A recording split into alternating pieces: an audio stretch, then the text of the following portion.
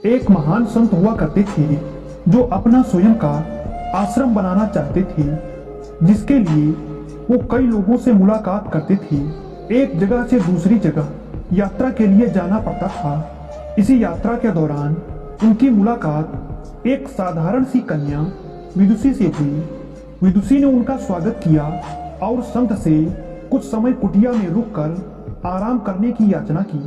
संत उसके मीठे व्यवहार से प्रसन्न हुए और उन्होंने उसका आग्रह स्वीकार किया। विदुषी ने संत को अपने हाथों का स्वादिष्ट भोजन कराया और उनके विश्राम के लिए खटिया पर एक दरी बिछा दी और खुद फर्श पर टाट बिछाकर सो गई। विदुषी को सोते ही नींद आ गई। उसके चेहरे के भाव से पता चल रहा था कि विदुषी चैन की सुखद नींद ले रही है। उधर संत को खाट पर नींद नहीं आ रही थी। उन्हें मोटे नरम गद्दे की आदत थी जो उन्हें दान में मिला था।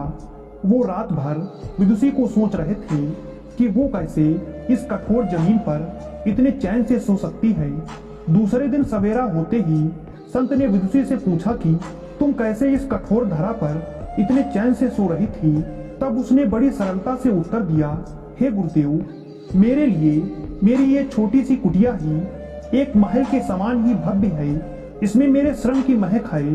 अगर मुझे एक समय भी भोजन मिलता है तो मैं खुद को भाग्यशाली मानती हूँ। जब दिन भर कार्यों के बाद मैं इस धरा पर सोती हूँ तो मुझे माँ की गोद का आत्मीय एहसास होता है।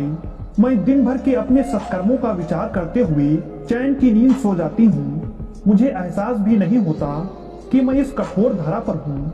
यह सब सुनकर संत जाने लगे।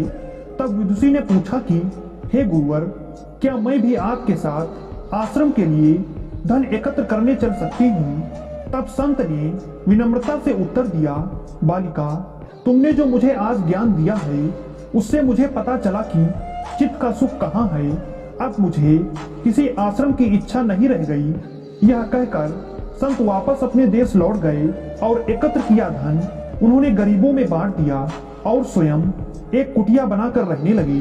अगर आपको हमारी कहानी अच्छी लगी तो लाइक और शेयर जरूर करें और ऐसी ही कहानियां सुनने के लिए हमारे चैनल को सब्सक्राइब करना बिल्कुल ना भूलें।